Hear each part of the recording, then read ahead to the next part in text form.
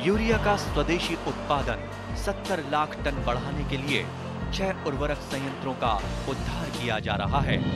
FCIL के गोरखपुर, सिंदरी, तलचर और रामागुंडम संयंत्र, HFCL की बरौनी इकाई और BVFCL की नामरू फोर्थ। सोने पर सुहागा ये है कि देश में अब बनेगा सिर्फ नीम लेपित यूरिया, क्योंकि इससे होगा किसानों का फायदा ही फायदा।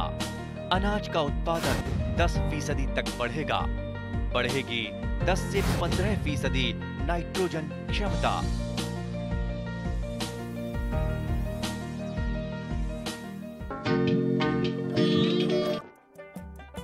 জলাতংক ৰোগ সকলোৰে বাবে আতংকৰ কাৰণ, কিয়নো এই ৰোগৰ কোনো চিকিৎসা নাই। কেৱল প্ৰতিষেধক চিটাৰেহে এই ৰোগৰ প্ৰতিৰোধ কৰিব পাৰি। ভাৰতত এই ৰোগৰ মূল কাৰণ হ'ল কুকুৰে কামোৰাৰ বাবে। জলাতংক ৰোগত মৃত্যু হোৱা বিশ্বৰ 36% ভাৰতৰ। তেনেদৰে 97% কুকুৰে কামোৰাৰ বাবে হয়। 2019 চনত 73 লাখ, 2020 চনত 46 লাখ আৰু 2021ত 17 লাখ লোক কুকুৰৰ দ্বাৰা আক্ৰান্ত হৈছিল। সেইফালৰ পৰা সংখ্যা ক্ৰমাৎ কমি আহিছে। তেনেদৰে কুকুৰে কামোৰাৰ বাবে জলাতংকত আক্ৰান্ত হৈ পশুধনৰো মৃত্যু হয়। আনহাতে দেশত 65,000 লোকৰ মৃত্যু হয়। ভাৰত চৰকাৰ ৰাষ্ট্ৰীয় কৃষি বিকাশ যোজনাৰ অধীনত সমগ্ৰ দেশতে কুকুৰক বিনামূলীয়া জলাতংক ৰোগৰ প্ৰতিষেধক দিয়াৰ আঁচনি ৰূপায়ণ কৰিবলৈ লৈছে। এই কাৰ্যসূচী সোণাপুৰৰ খণ্ড পশু চিকিৎসালয়ত আনুষ্ঠানিকভাৱে মুকলি কৰে অসম পশুধন আৰু হাঁহ কুকুৰা নিগমৰ অধ্যক্ষ মনোজ শইকীয়াই। অধ্যক্ষ মনোজ শইকীয়াই কুকুৰক জলাতংক ৰোগৰ বিনামূলীয়া প্ৰতিষেধক চিটা দিয়াৰ প্ৰসংগত এনেদৰে কয়। আমাৰ ৰাজ্যখনত বিভিন্নজনে কুকুৰ পোহাটো এটা অভ্যাসত পৰিণত হৈছে আৰু ঘৰৰ এটা পৰিয়ালৰ এজন সদস্যৰ নিচিনাকৈ বিভিন্নজনে ঘৰত কুকুৰ পোহে। আৰু যিহেতু এনে এটা পৰিৱেশ আমাৰ ৰাজ্যখনত বিৰাজ কৰিছে, মই ভাবোঁ যে এনেধৰণৰ এই পৰিৱেশত আমি বিশেষকৈ ৰাষ্ট্ৰীয় কৃষি বিকাশ যোজনাৰ অধীনত যিখন আঁচনি ইতিমধ্যে চৰকাৰে প্ৰস্তুত কৰিছে জলাতংক ৰোগৰ প্ৰতিষেধক প্ৰদানৰ, এই আঁচনিখনে নিশ্চিতভাৱে উপকৃত কৰিব, সহায় কৰিব। আৰু আমি জানো যে জলাতংক ৰোগৰ প্ৰায় 96% ৰোগ আচলতে কুকুৰৰ পৰাই সংক্ৰমিত হয় বা কুকুৰৰ জৰিয়তে মানুহৰ দেহলৈ আহে। সেয়েহে এনেধৰণৰ ৰোগ প্ৰতিৰোধৰ ক্ষেত্ৰত এই ধৰণৰ যিটো প্ৰতিষেধক বা চিটা প্ৰদানৰ ব্যৱস্থা, এই ব্যৱস্থাই নিশ্চয় ৰাইজক উপকৃত কৰিব। আমাৰ ৰাজ্যৰ 25খন জিলাত যোৱা 10 মে'ৰ পৰা কুকুৰক বিনামূলীয়া প্ৰতিষেধক চিটা দিয়াৰ কাৰ্যসূচী শুভাৰম্ভ কৰা হৈছে। এই কাৰ্যসূচীত পোহনীয়া কুকুৰ আৰু বাটৰুৱা কুকুৰকো সামৰি লোৱা হ'ব।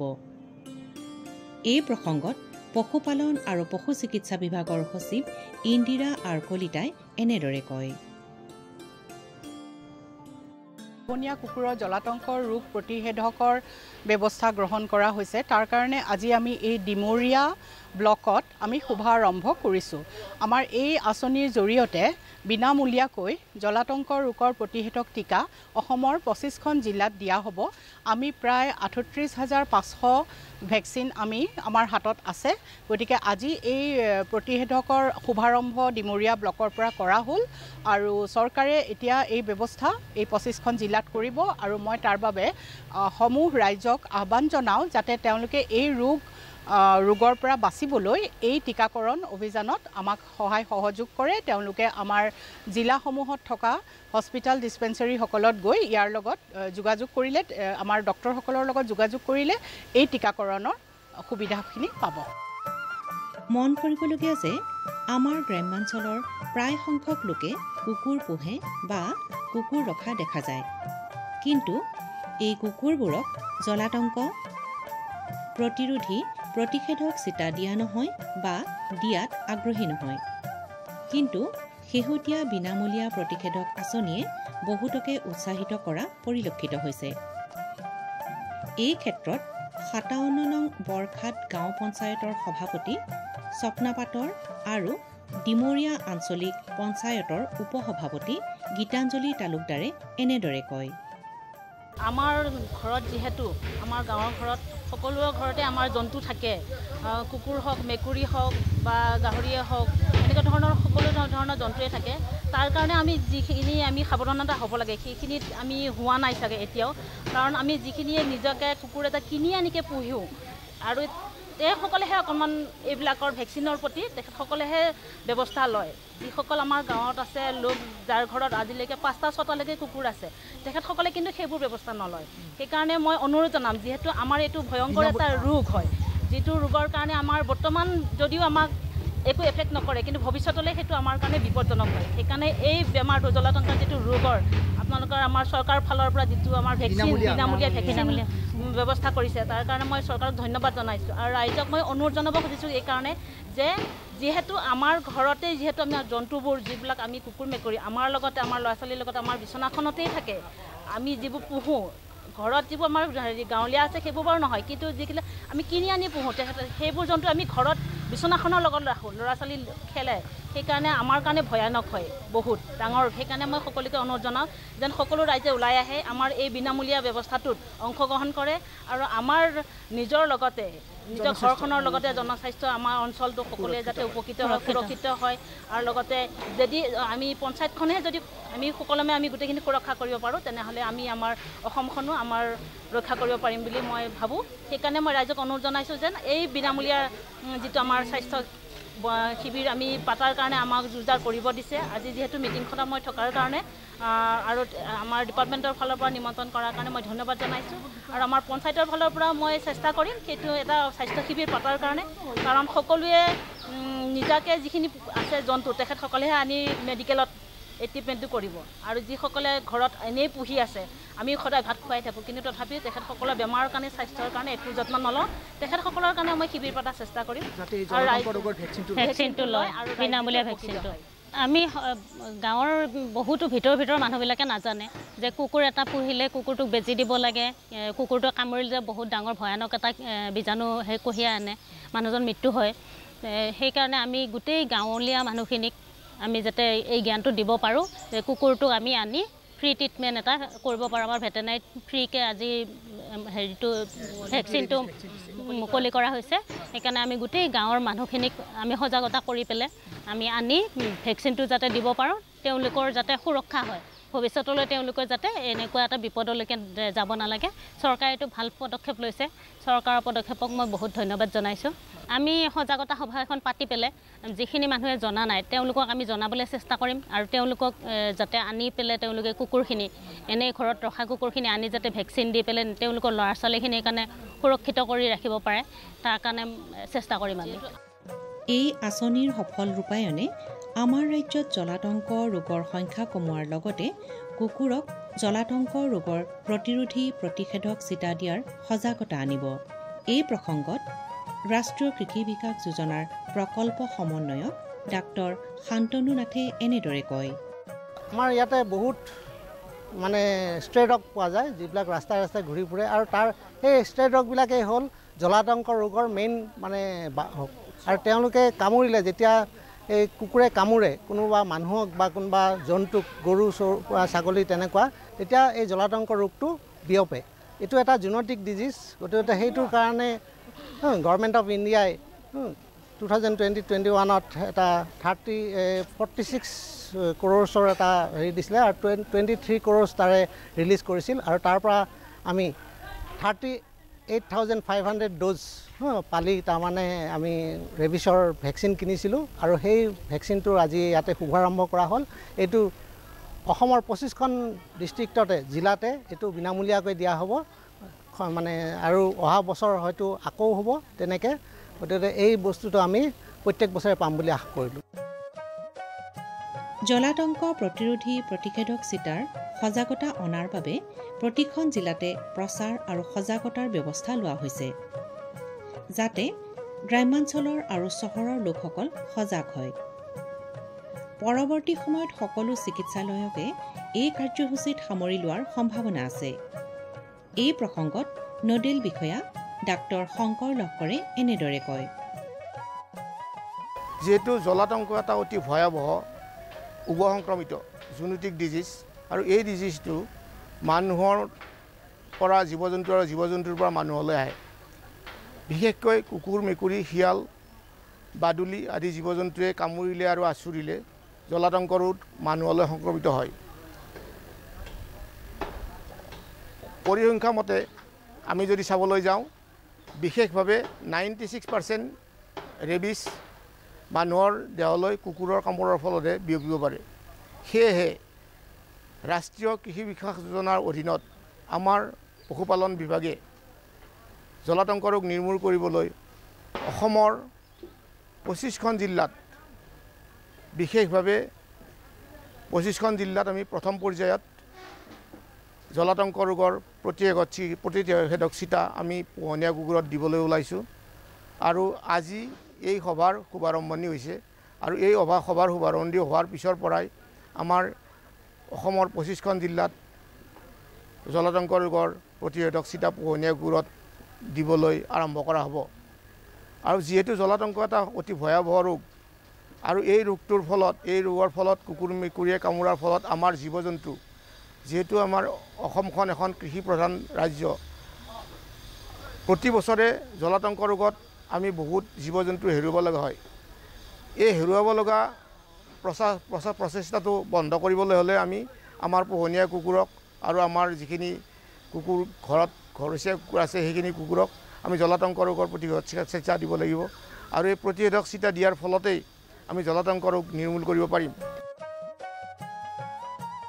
জলাতংক ৰোগক জুনোটিক ডিজিজ বুলিও কোৱা হয় কুকুৰেই জলাতংক ৰোগৰ প্ৰধান উৎস আৰু প্ৰতিষেধক চিটাহে ইয়াৰ একমাত্ৰ প্ৰতিৰোধী উপায় এই প্ৰসংগত পশু চিকিৎসা বিজ্ঞান মহাবিদ্যালয়ৰ অনুজীৱ বিজ্ঞান বিভাগৰ সহকাৰী অধ্যাপক ডাক্তৰ পংকজ ডেকাই এনেদৰে কয় ৰেবিছ বা অসমীয়াত যাক জলাতংক বুলি জনা যায় এবিধ ভাইৰাছজনিত ৰোগ সাধাৰণতে এই ৰোগ জীৱ জন্তুৰ পৰা বিশেষকৈ আমি ক'ব পাৰোঁ যে কুকুৰৰ পৰা কুকুৰে যেতিয়া মানুহক কামোৰে মানুহৰ দেহলৈ বিয়পি পৰে এই ভাইৰাছ আৰু ই কেৱল ভেকচিনৰ দ্বাৰা প্ৰতিকাৰ কৰিব পৰা এবিধ বেমাৰ কামোৰাৰ ঠিক লগে লগে যদি আমি উপযুক্ত সময়ত আমি এই ৰোগৰ বাবে আমি প্ৰয়োজনীয় ভেকচিন ব্যৱহাৰ কৰোঁ তেতিয়াহে এই ৰোগৰ পৰা আমি নিৰ্মূল লাভ কৰিব পাৰোঁ বা এই ৰোগৰ প্ৰতিকাৰ হিচাপে আমি ভেকচিন ব্যৱহাৰ কৰি আমি নিজকে বচাব পাৰোঁ কিন্তু কথা হ'ল যে আমি প্ৰত্যেকেই এই বিষয়ে অতি সজাগ হ'বলগীয়া কথা কাৰণ আমি যদি চাওঁ বিশ্বত প্ৰত্যেক বছৰে 55,000 কুকুৰে কামোৰা কেছ ওলাই পৰিছে আৰু তাৰ ভিতৰত আমি দেখিলে যদি আমি ষ্টেটিষ্টিকেলি চাওঁ এছিয়া আৰু আফ্ৰিকা মহাদেশত এই সংখ্যা অধিক আৰু প্ৰায় 36% ৱৰ্ল্ডৰ যিমান ৰেবিছ কেছ হয় ৰেবিছৰ কাৰণে মানুহৰ মৃত্যু হয় তাৰে 36% অলমষ্ট 18,000 পৰা 20,000 মানুহৰ মৃত্যু আমাৰ ভাৰতবৰ্ষতে হোৱা আমি গম পাব পাৰিছোঁ আমি জানিব পাৰিছোঁ আৰু আমি যদি ভাৰতবৰ্ষত চাওঁ আমাৰ প্ৰায় 6.2 ক্ৰ'ৰ আমাৰ ষ্ট্ৰীট ডগে আছে যাৰ পৰা এই ৰোগ অতি সহজে মানুহৰ দেহলৈ বিয়পি পৰাৰ সুবিধা থাকে কিন্তু এই ৰোগ নিৰ্মূলৰ কাৰণে বৰ্তমান ভাৰত চৰকাৰে এক বিশেষ পৰিকল্পনা হাতত লৈছে আমাৰ livestock health and disease control প্ৰগ্ৰেমৰ আণ্ডাৰত যেনেদৰে চবকা ৰোগ বা অন্যান্য ৰোগবিলাকৰ নিৰাময়ৰ কাৰণে ভাৰত চৰকাৰে ব্যৱস্থা গ্ৰহণ কৰিছে ঠিক তেনেকৈ ৰেবিছ বা জলাতংক এই ৰোগ নিৰ্মূলৰ কাৰণেও ভাৰত চৰকাৰে ইতিমধ্যে বিশেষ পদক্ষেপ হাতত লৈছে এই পদক্ষেপ সঁচাকৈ আদৰণীয় কিয়নো আজি যদিও চহৰৰ যিবিলাক কুকুৰ পোহা ব্যক্তি তেওঁলোক সজাগ ৰেবিছৰ ওপৰত কিন্তু এতিয়াও আমাৰ যদি গাঁও অঞ্চলত আমি দেখোঁ প্ৰত্যেক ঘৰত বা প্ৰত্যেক গাঁৱতে বিভিন্ন ধৰণৰ ষ্ট্ৰীট ডগবিলাক আমি দেখিবলৈ পাওঁ যিবিলাকক আমি কোনোদিনে ৰেবিছৰ ভেকচিন দিয়া নাই যাৰ ফলত সেইবিলাক কুকুৰে অতি সহজে বনৰীয়া জীৱ জন্তু যিবিলাকৰ দেহত আৰু ৰেবিছ ভাইৰাছ থাকিব পাৰে যেনে শিয়াল বা তেনে প্ৰজাতিৰ সংস্পৰ্শত আহি বা কামোৰাৰ ফলত সেইবিলাক কুকুৰৰ যদি আক্ৰান্ত হৈ থাকে সেই কুকুৰবিলাকে অতি সহজে মানুহক এই ৰোগৰ বীজাণু বিয়পোৱাত সহায় কৰিব পাৰে গতিকে এই ৰোগ নিৰ্মূলৰ কাৰণে প্ৰথম আমাৰ পদক্ষেপ হ'ব লাগিব আমাৰ সজাগতা আমি সজাগ আৰু সক্ৰিয় হ'লেহে এই ৰোগৰ বিপক্ষে আমি যুঁজ দিব পাৰিম আৰু ভাৰত চৰকাৰৰ এই পদক্ষেপ সেইকাৰণে আমি অতি আদৰণীয় আৰু প্ৰশংসনীয় বুলি আমি নিজে মানি লৈ আমি এই ৰোগ নিৰ্মূলৰ ক্ষেত্ৰত বিশেষকৈ এক সজাগতা শিবিৰ গোটেই আমাৰ জিলা ভিত্তিক অনুষ্ঠান হিচাপে আমি আয়োজিত কৰি এই ৰোগৰ সজাগতা এই ৰোগ কেনেকৈ নিৰ্মূল কৰিব পাৰি আৰু এই ৰোগৰ ফলত কি ধৰণে আমি বিপদত পৰিব পাৰোঁ গোটেইখিনি কথা যদি আমি সৰ্বসাধাৰণ ৰাইজক অতি সহজে জনাব পাৰোঁ তেতিয়া আমি নিশ্চয় ৰাইজৰ মাজত এটি ৰেবিছ কণ্ট্ৰোলৰ ক্ষেত্ৰত সজাগতা অনাত সহায় হিচাপে আমি আগবাঢ়ি যাব পাৰিম। আৰু আমি প্ৰত্যেকে জানো 28 ছেপ্টেম্বৰত বিশ্ব ৰেবিছ ডে হিচাপে আমি পালন কৰি আহিছোঁ। তাৰ অৰ্থ এইটোৱেই যে এই ৰোগ অতি ভয়াৱহ। এই ৰোগ হোৱাৰ পিছত যদি লক্ষণ চকুত পৰে তাৰ পিছত তাক সেই মানুহজনক বা সেই ব্যক্তিজনক আক্ৰান্ত ব্যক্তিজনক বচোৱাটো অতি কঠিন। আমি যদি ষ্টেটিষ্টিকেলি চাওঁ কেৱল 6জন বা 7জন ব্যক্তি এনেকুৱা ধৰণৰ কেছৰ পৰা বাচিছে। কিন্তু অতি দুখেৰে আমি জনাব পাৰোঁ যে প্ৰত্যেক বছৰে আমি 18,000 পৰা 20,000 ব্যক্তি অকল এই ৰোগত আমি হেৰুৱাবলগীয়া হৈ পৰিছে। আৰু যিহেতু আমাৰ ষ্ট্ৰীট ডগৰ সংখ্যা যথেষ্ট বেছি, প্ৰায় 6.2 crore অকল ভাৰতবৰ্ষতেই, আৰু আমাৰ পোহনীয়া কুকুৰবিলাক আছে, গোটেই আমি যদি সমাজ, আমি যদি জনসাধাৰণ সজাগ হৈ এই ক্ষেত্ৰত এক বিশেষ পদক্ষেপ হাতত নলওঁ তেনেহ'লে আমি ভৱিষ্যতে আৰু বিপদত পৰাৰ আশা থাকিব। কুকুৰে কামুৰিলে এতিয়াও কিছুমান অঞ্চলত কবিৰাজী ঔষধ আৰু জৰা ফুকা কৰে। অৱশ্যে সময়ৰ পৰিৱৰ্তনৰ লগে লগে প্ৰতিষেধক চিটাৰ উপলব্ধতাৰ কাৰণে সেইবোৰ কমি আহিছে। কিন্তু কুকুৰত প্ৰতিষেধক চিটাৰ ব্যাপক প্ৰয়োগে স্বাভাৱিকতে জলাতংক ৰোগ কমাব। এই প্ৰসংগত পশু চিকিৎসা বিজ্ঞান মহাবিদ্যালয়ৰ অণুজীৱ বিজ্ঞান বিভাগৰ মুৰব্বী অধ্যাপক ডক্টৰ নগেন্দ্ৰনাথ বৰ্মনে এনেদৰে কয়। কৃষক বন্ধুসকল, এতিয়া লাহে লাহে আমাৰ খেতিৰ কাম কৰিবৰ কাৰণে আৰম্ভ কৰিছে নিশ্চয়। আৰু বহু সময়ত দেখা গৈছে গৰুহাল লৈ ৰাতিপুৱাই যেতিয়া পথাৰলৈ ওলাই গৈছে ওচৰৰে পগলা কুকুৰ এটা আহি আপোনাৰ গৰুটো কামুৰিছে বা আপোনাকে কেতিয়াবা আক্ৰমণ কৰিছে। বহু সময়ত ঘৰৰ সন্মুখত খেলি থকা ল'ৰা ছোৱালী হালো এই এনেকুৱা ধৰণৰ ওচৰৰে দৌৰি যোৱা পগলা কুকুৰ এটাই কামোৰাৰ পিছত আমি আতংকত গোটেই সময়খিনি কটাব লগা হয়।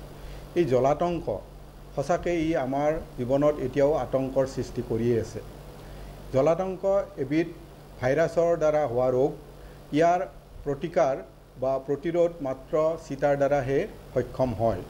কিন্তু এতিয়াও বিজ্ঞানে শিখৰ পোৱাৰ পিছতো আমাৰ গয়া জীৱন ধাৰাত বহু ক্ষেত্ৰত আমাৰ জৰা ফুকা বা এইবিলাকৰ দ্বাৰাই আমি ইয়াক নিৰ্মূল কৰিবৰ যত্ন কৰিছোঁ, কিন্তু সেইটো সঠিক নহয়।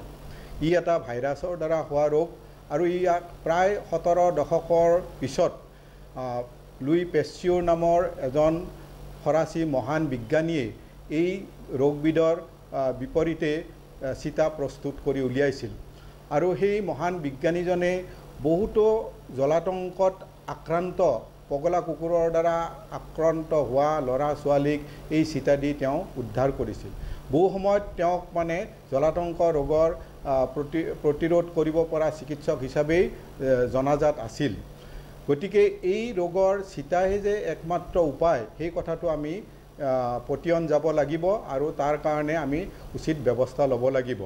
এতিয়া আমাৰ গোটেই বিশ্বতেই এটা জাগৰণ আহিছে যে এই অতি পুৰণি জলাতংক ৰোগটো নিৰ্মূল কৰাৰ কাৰণে আমি এটা সময়সীমা লৈছোঁ।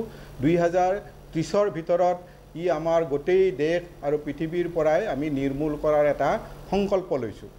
ইয়াৰ কাৰণে আমাৰ গয়া ৰাইজসকল বা গোটেই শিক্ষিত ল'ৰা ছোৱালী, গোটেই শিক্ষানুষ্ঠানবিলাক ইয়াৰ লগত অংশীদাৰ হ'ব লাগিব। এই কামখিনি আমাৰ পশু চিকিৎসা বিজ্ঞান মহাবিদ্যালয় বা পশু চিকিৎসা বিভাগ আৰু পশু চিকিৎসকসকলেই ইয়াৰ লগত জড়িত হৈ আছে। আৰু তাৰ লগতেই যিবিলাক মানুহৰ চিকিৎসক আছে তেওঁলোকো আমাৰ ইয়াৰ সহভাগী হৈছে।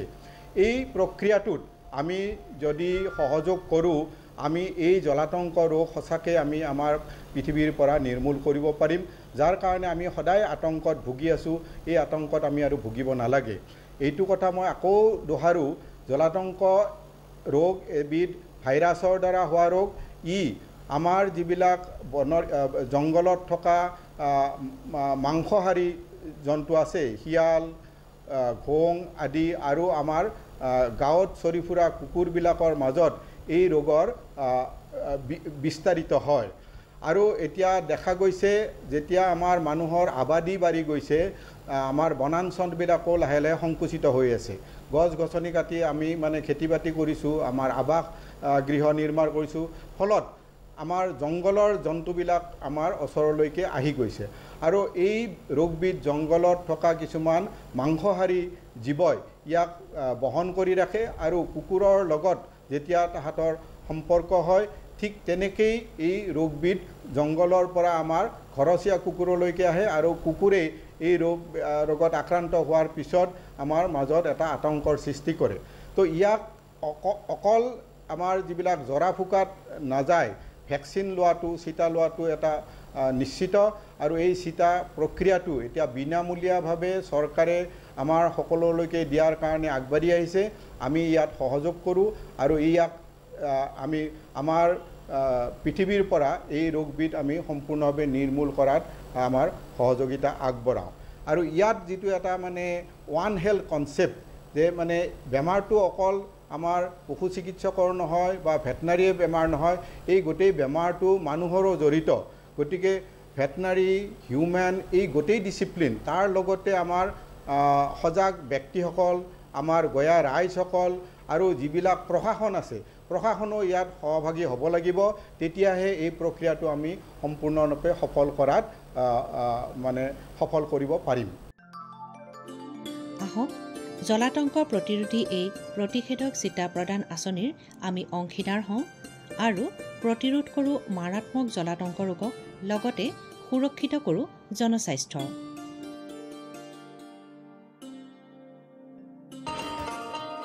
किसान भाइयों गांठ बांध लो, गांठ बांध लो, बहुत है काम की समृद्धि के पैगाम की। मिट्टी के मिजाज को समझो, मिट्टी के हर राज को समझो, मिट्टी की तुम जांच कराओ, मुफ्त सॉइल हेल्थ कार्ड ले जाओ। कभी मुनासिब बीज लगाओ, सही किस्म की खाद ले आओ, जितनी जरूरी उतनी डालो, सही मात्रा खुद पहचानो, इसको अपना मंत्र बना लो, मिट्टी की सेहत तो जानो। बात बहुत है काम की, कम लागत अधिक वरदान की। किसान भाइयों गांठ बांध लो, आज ही मिट्टी की जांच कराएं। राज्य सरकार के कृषि अधिकारी से संपर्क करें और मुफ्त में सॉइल हेल्थ कार्ड पाएं। कृषि और किसान कल्याण मंत्रालय द्वारा किसान हित में